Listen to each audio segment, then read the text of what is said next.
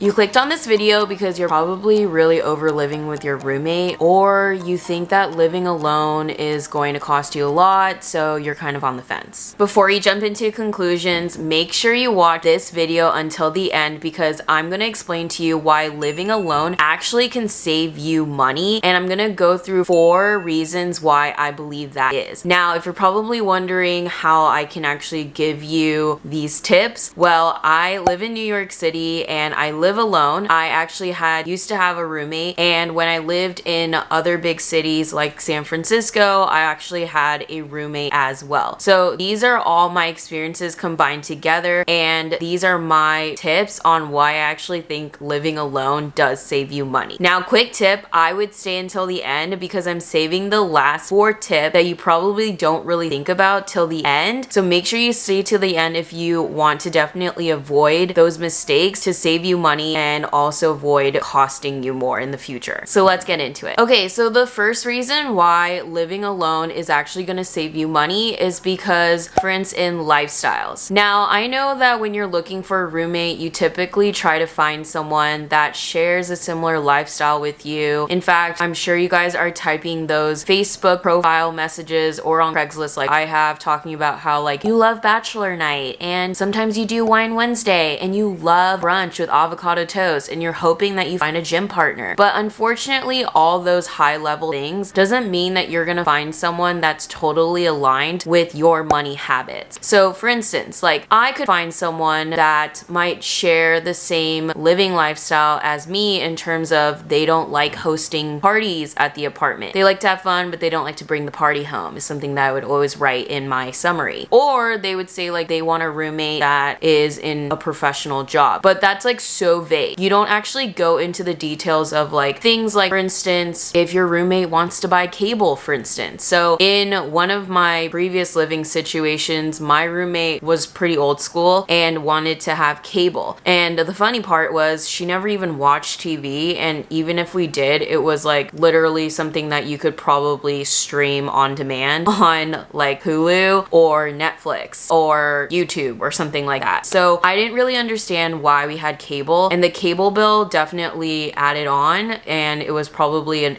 additional $100 to our bill that I didn't previously want. So things like that definitely add up. Another thing that definitely adds up is, let's say your roommate wants to have like a bunch of cleaning supplies. So one of my last roommates wanted to have literally a cleaning supply for every different thing that you would clean. Like literally there was a thing that we would clean the oven with. I didn't even know there was oven cleaner, or like she would have window cleaner, or like toilet cleaner, or like I don't know, like rug cleaner. Like literally every type of specific cleaner we would have to buy, and she would only buy it from the bodegas, which costs more because in New York a bodega is like a convenience store where you go in to get stuff last minute without going to the store. And so because that was something that she was used to, she wanted to buy from these name brands like that were really bad for you, like Clorox, like all that stuff, whereas I wanted to just buy like the natural stuff that could work for multiple different surfaces from Whole Foods. We didn't get along in that part. Also, certain things like when you're living in a city and there isn't a lot of storage space, you end up sharing some things together, and one example could be detergent. So our closet space was really small, so we split detergent. She had a detergent that I didn't like using, and it actually cost more and was like less healthy for you, but because we didn't have a large storage space, I had to end up sacrificing and compromising what I didn't want in order so we could just have more space. So little things like that do add up. I can't even tell you how much money I spent on random covered services that we would have to buy. Also just little things like, for instance, I don't use paper towels for everything because there's dish rags, but if someone's used to having a paper towel for everything, that's gonna add up, especially when you don't have a lot of storage space and you can't buy things in bulk like toilet paper and paper towels. So then you end up buying like the smaller item rolls of paper towels. That stuff does add up, and I know it sounds so like tiny and minuscule, but it really does bug me over time. So that's definitely something that you need to think about. Also, like if you live with a roommate, what if your roommate is with the expectation that they need to have a house cleaner come once a month or every 2 months. If you're used to growing up cleaning your own space, but your roommate thinks like you have to clean all the stuff, then that's different. Also, when it comes into like tipping and stuff like that, let's say you feel like you should tip more or less and she doesn't feel the same, then the whole thing gets complicated. If you live in a doorman building, you're gonna have to tip at the end of the year for the doorman. That's something that I didn't know coming from California, that in New York, that's something that you have to do at the end of the year. So that goes for everything for different lifestyles. Comment below if you've ever lived with someone that grew up a different way or had like their own different habits that didn't align with yours, and then you felt like you ended up spending more money just so you could compromise with them, because I definitely felt that way. But like going back, I definitely can see where they're coming from, because I remember when I was in Arizona, cable was way more affordable because our rent wasn't so much. So I was used to having the Kardashians in the background, but when I moved to San Francisco, my two roommates didn't want to have cable because our rent was higher than, and they couldn't afford cable. So I had to just get used to streaming on demand, and actually it's really not that bad when you think about it, because it just helps you adapt to change. And I don't know, but looking back, I definitely wasted a lot of money on cable when I feel like I shouldn't have been paying that. Okay, number 2 is, I would say, roommate accidents or random things that they do. So one thing, for example, is let's say your roommate has an accident and they leave the AC on blasting, I don't know, like all weekend long, then they got like way too drunk, then you have to pay for that AC bill. Another thing that you don't really think about is like unexpected expenses that your roommates do that would like go into what you would feel like is, what do they call it? Like a rainy day fund or something, or oh, there was like an accounting term. I forget. Starts with a D. I can't remember. Anyways, so for instance, like sometimes when I live with roommates, they have significant others, or they have people that are visiting from out of town. If you're living in a really cool city like New York or LA, San Francisco, Chicago, Miami, you're probably going to have people that are going to want to visit you. And when people visit you, your utility bill goes up, everything just goes up because other people are there. And that will increase your costs over time, right? Like I had probably in the span of roommates in my entire life, I would say about like 1/3 of them had a significant other that I had to live with. And one time I had a roommate that literally had his significant other at our house all the time. And this is when we had a house, so we had to pay for like water, gas, trash, like all the stuff that your apartment wouldn't take care of. She ended up becoming basically the 5th roommate, and she would literally like do her laundry at our house because she didn't feel like doing it in her apartment. And then it got to the point where she started washing her car in our driveway, and that's when I started losing it, because that's the water bill and you're taking up the driveway. So like all those different things add up, and it's not like you're gonna pay more if you have your girlfriend or boyfriend over and your roommate lives with you. Like that's just something that you're gonna have to deal with. And if you have, let's say your roommate decides to have a guest over and they decide to blast the heater during the winter time, and you don't have like a steam heater that doesn't cost any money, then you have to deal with the heater bill. So those are the things that you have to deal with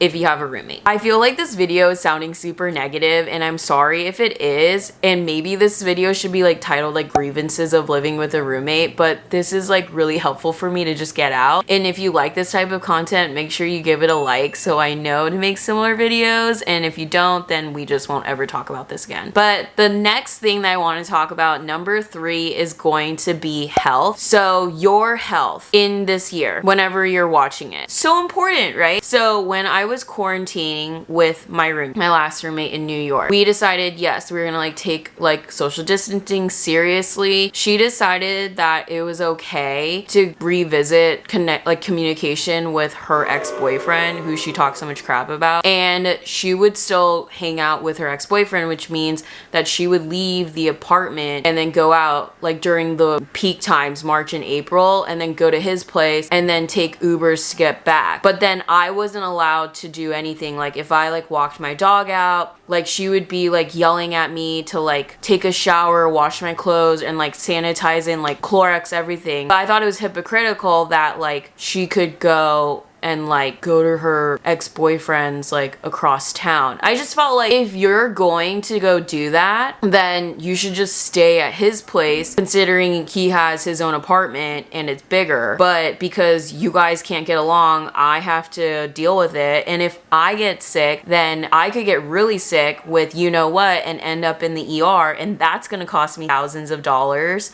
So when you think about it, your health is literally your wealth. So if you're living with even one roommate, you're increasing your potential of getting your probability of getting sick, which means you could literally like be in the ER. So I just like don't really understand how that makes sense. And I feel like right now, I watched on Fox Business, it was saying like millennials are ditching roommates in New York because rents are going down, I think like 20% for studios and 19% for one bedroom. So this apartment that I got typically would be at least $1,000 more than what they're going for right now in my unit. Now that all depends on which side of the building you're on and what floor you're on and what amenities you have inside, because each unit in my building's different. But I would say like a lot of people that have moved into my building since I've moved in are getting prices lower than me, and I'm definitely a little irritated by that because I wish I got that price. But yes, I think if you can stretch a little more in your budget and make some sacrifices elsewhere in your life, it's gonna be way better to live alone and not have to deal with that issue of having to argue back and forth about like if you're social distancing or you're being hypocritical and all that jazz. It just gets so confusing. Now, also, if you like this video so far and you're not part of our coin community, I make videos every Tuesday and Friday on how to build wealth so you can live life on your terms. So make sure you hit subscribe and the notification bell, because I'm actually going to be doing another video on my roommate horror story. So make sure you subscribe so you're notified when that video comes out. Now, let's get into my last tip.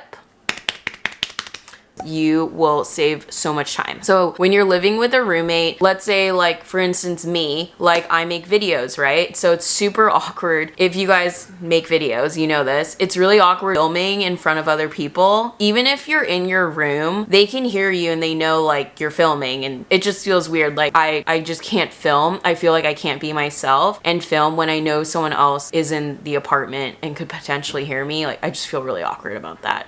Anyway, so there would be times that I couldn't film because either she was home or she would have a guest over, and that's just even more weird. And so if I can't film, then I can't grow my YouTube channel, and then that affects a lot of things, outside of it. Another thing, if you're not in the creative space, is if you work a regular job, if your roommate decides to go out and bring guests back home, or just like decides to host people and have like their own like fun night, then you have to deal with the noise. You have to deal with just that unease of having someone there. And let's say you have a really big work meeting the next morning, or you just have a really big day at work, then you can't fully give yourself rest, and then you can't perform at your optimal best the next day, which ends up costing you over time. And I've definitely suffered from this so much. I've had literally interviews that I had to go to that are very important that my roommates has messed up. I literally have had nights where I didn't get good night's sleep because my roommates were keeping me up all night. So that is really important. Like time is so important. Time's not something you're gonna get back. If you're younger, you probably just don't understand that, but time is so